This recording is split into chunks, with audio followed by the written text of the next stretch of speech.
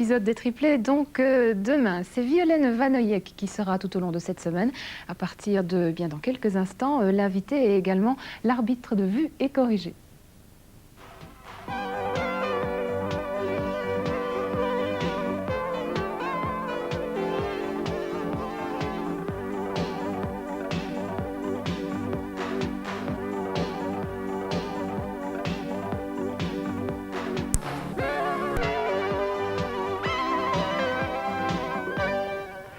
Bonjour à toutes, bonjour à tous, et oui, une semaine recommence avec de nouveaux candidats, avec une invitée de marque, une invitée qui vient nous parler de poésie, de romans, de déclamation, de musique, parce que vous faites un peu tout, Violaine Vanoyek. Écoutez Claude, ne dites pas ça sur ce ton péjoratif. Je fais tout, mais j'essaye de le faire bien. Mais je pense bien, oui, mais je n'étais pas du tout péjoratif, vous savez. Je suis complètement sous le charme, comprenez que je puisse quand même avoir un air un peu bizarre, comme ça au début de l'émission. Oh, j'en doute pas une seconde. Mais ça va passer, vous savez, ça va passer. Nous allons faire connaissance avec vous. Tout d'abord, il y a des choses qui sont quand même moins poétiques, et pourtant, il en faut. Vous êtes agrégé de grammaire. Hein, c'est vrai. Ben n'effrayez pas les gens comme ça. Non, vous avez été critique littéraire aussi, je cite tous vos défauts, comme ça on en aura fini. Vous avez été rédactrice, donc journaliste, professeur de latin grec, romancière, on en parlera parce que justement vous venez avec un nouveau roman, Clair de symphonie. Et puis nous parlerons disque aussi parce que vous êtes une des rares, je ne suis pas la seule, je ne sais pas, non, peut-être pas la seule, mais en tout cas une des rares à enregistrer vos poèmes avec des comédiens, avec vous-même aussi. Oui. Et sur de la musique. Oui, parce que j'estime quand même que la poésie, c'est le chant au départ, et donc la poésie est quand même faite pour être dite. Et voilà. Certaines formes de poésie doivent être déclamées. Et puis vous aidez aussi beaucoup de jeunes auteurs, surtout parmi les poètes. Oui. Ça, on en parlera aussi parce que c'est important, je pense qu'on ne les aide pas assez. Nous allons présenter nos candidats. Jean, tout d'abord. Bonjour. Je dis tout d'abord Jean, bonjour, parce que vous êtes à notre droite sur ce plateau et que vous avez été désigné par le sort comme candidat 1. Ah. Oui. Vous faites quoi dans la vie? Je suis chimiste à la centrale nucléaire de Thiange. Et vous habitez où? Près de Mons. C'est-à-dire un petit peu plus loin quand même. Oui. On ne sait jamais ce qui peut arriver. Hein. Vous avez des enfants Oui, 3 enfants. Et vous les cachez à 100 km aussi de la centrale de Thiange, ce qui va faire plaisir à vos directeurs parce que c'est pas faire de la publicité. Bien, bon, on vous souhaite bonne chance. Et puis, oui, la chance, vous avez déjà la chance d'avoir Mireille à côté de vous qui va vous aider à colliger toutes vos réponses sur l'ordinateur. Claire, bonjour. Bonjour. Vous venez d'où, Claire? De Cône, près de Longwy. Et vous faites quelque chose dans la vie? Non, je suis mère au foyer. Vous avez beaucoup d'enfants? 3. Des petits alors? Moyen. Toutes jeunes. Moyen, qu'est-ce que vous appelez moyen? 6 ans, c'est pas tout petit. Ah, il y en a un qui est déjà à l'université. Oui, presque. Et les autres, ils sont plus petits encore. Voilà. Il faut encore un peu attendre. Bonjour Béatrice. Bonjour. Bonne chance à vous aussi, Claire. Nous offrons évidemment tous ces cadeaux, vous le savez, c'est-à-dire le tout gros livre sur Rembrandt au second candidat, et puis le premier, il emportera l'ensemble de ses livres, de ses bouquins, avec une grande valise. Voilà, nous allons commencer tout de suite avec la première épreuve, l'épreuve de français.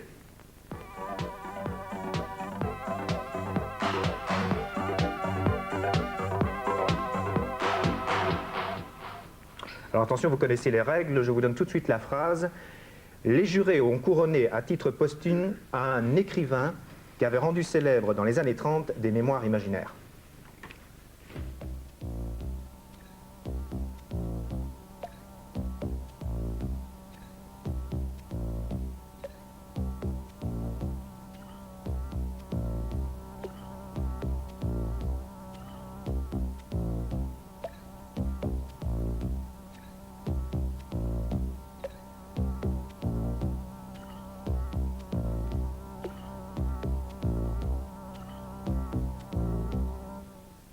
Voilà.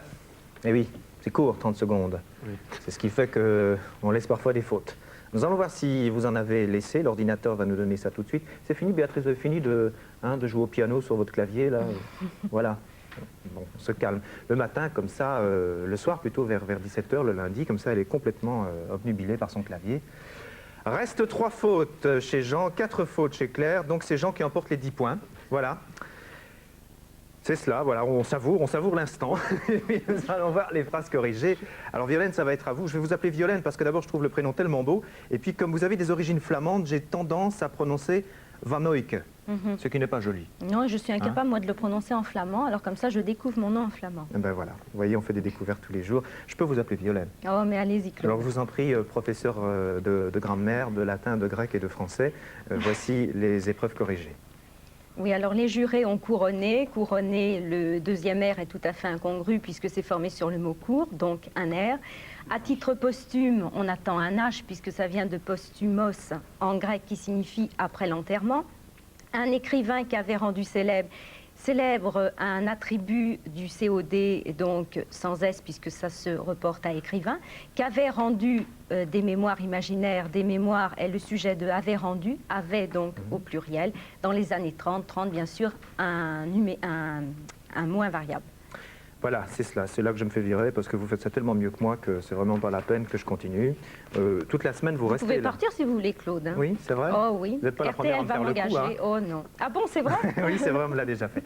Nous allons passer à Attention. l'épreuve suivante, les analogies.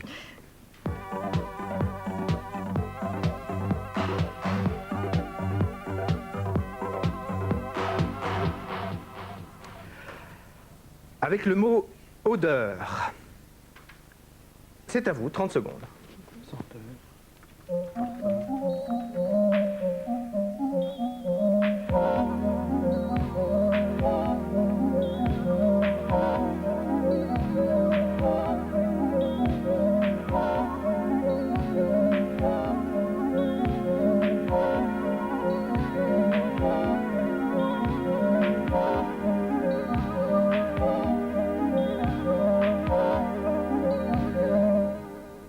Ah oui, 30 secondes, c'est court.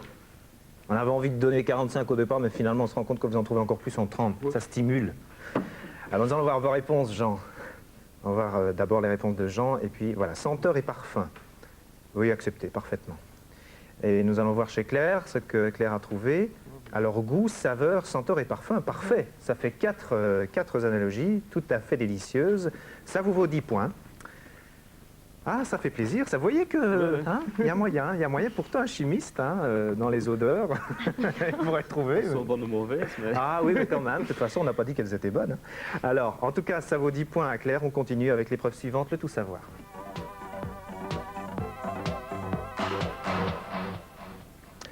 Alors, nous allons à Lyon. Vous connaissez bien je vous parle, Violaine. Oh oui, excusez-moi. Claude, oui, je croyais que vous parliez à Jean. Non, non. Oui, je connais très bien Lyon et je sais que vous allez parler justement des traboules, Oui. parce que moi aussi j'ai lu Le Conducteur. Et les traboules, bon, c'est des choses magnifiques parce que c'est des endroits justement où on circule pour essayer de passer d'une rue à l'autre en évitant de faire tout le tour d'un quartier. Exactement. D'ailleurs, je vous signale qu'elles sont presque toutes bouchées, c'était beaucoup trop dangereux. On y glissait, on y tombait, puis il y avait des escaliers qui s'écroulaient. D'ailleurs, il y a un verbe trabouler, c'est ça. C'est Pas tout à fait. Non, ça s'écrit en latin, c'est comment? Transambulare, ambulo, Oui. circuler, trans, à travers. C'est ça. Ben voilà, savourez ces images, ces petits chats de la mère Michel. Alors attention, parce que là, il y a une question. D'après une légende celtique, deux princes, Momoros et Atépomaros, s'arrêtèrent un jour au confluent du Rhône et de la Saône et décidèrent d'y construire une ville.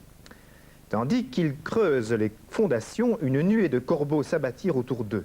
Reconnaissant là une intervention divine, c'est long, hein, mais ils appelèrent leur cité Colline des Corbeaux. En latin, au fait, en latin. Comment cela s'appelle-t-il? On va vous demander du latin. Alors, c'est Lugdunum, pour le prononcer à la Jean-Yann. Hein. Ludugnum ou Ludunum. Arum festum. Alors, vous répondez, vous avez les 10 secondes, C et B. Deux réponses différentes. Et la bonne, c'était A.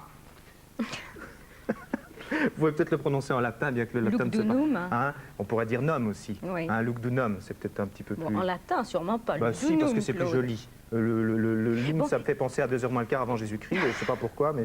On pourrait peut-être préciser quand même, c'est Oui. la colline des corbeaux. Vous savez que dans l'Antiquité, les corbeaux portaient malheur. Quand on voulait dire à quelqu'un « va au diable » en grec, on lui disait « mais va au corbeau ». Ah oui, et comment vous me diriez ça en latin, vous? Comment je le dirais en latin? Oui, dites-moi un peu, va au diable. Va au diable en latin? Non, mais c'est en grec que ça se Pardon. dit. Eh bien, dites-moi en grec, alors. Et bien tout simplement korakos. Merci, c'est gentil. C'est d'ailleurs, il y a des, je sais pas, des similitudes avec des termes français corps à corse. Corps à C'est corse. dangereux, ça, vous savez. Oh là là. Oh mais non, ça va Ne venir. devenons pas Ça va grivois. venir. Allez, épreuve suivante, les affirmations.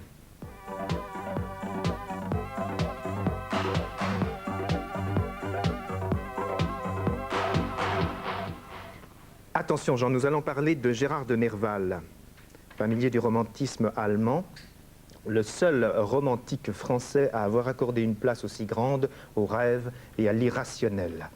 Nerval a ouvert la voie à l'analyse psychanalytique et au surréalisme au XXe siècle. J'affirme que, c'est vrai que j'ai des problèmes d'yeux ce soir, je ne sais pas pourquoi. J'affirme que Gérard de Nerval s'est fait connaître en 1827 par une traduction du Faust de Goethe. Oui ou non? Oui. Parfaitement. Ça devint d'ailleurs le livre favori du romantisme. Claire, attention parce qu'on est pressé par le temps, fasciné par le théâtre, Nerval devint comédien et eut beaucoup de succès. Faux. Oui, vous avez raison. Il fut critique d'art dramatique et écrivit plusieurs pièces sans obtenir un grand succès. Gérard de Nerval, intéressé par la psychiatrie, devint lui-même psychiatre dans une clinique spécialisée. Non. Non, parfaitement, c'est bon. Vous saviez tout ça ou bien c'est... Non, mais enfin, il me semble qu'on ne devient pas psychiatre comme ça. Ah. Même si on s'y intéresse. Ah, je connais des cas, moi je vous donnerai des noms. Claire, Gérard de Nerval a été assassiné. Non. Non. On le retrouva pendu, mais c'était un suicide. Jean, écoutez ces vers connus, extraits du poème intitulé Fantaisie. Je vous en prie, si vous pouviez les lire, ça me ferait vraiment plaisir, vous qui avez l'habitude de donner des poèmes. C'est inscrit là, sur votre... là. Il est un air. Il est un air pour qui je donnerais tout Rossini, tout Mozart et tout Weber. Un air très vieux, languissant et funèbre, qui pour moi seul a ses charmes. Quel charme? On vous demande simplement de trouver la rime. Je vous rappelle que c'était donnerait.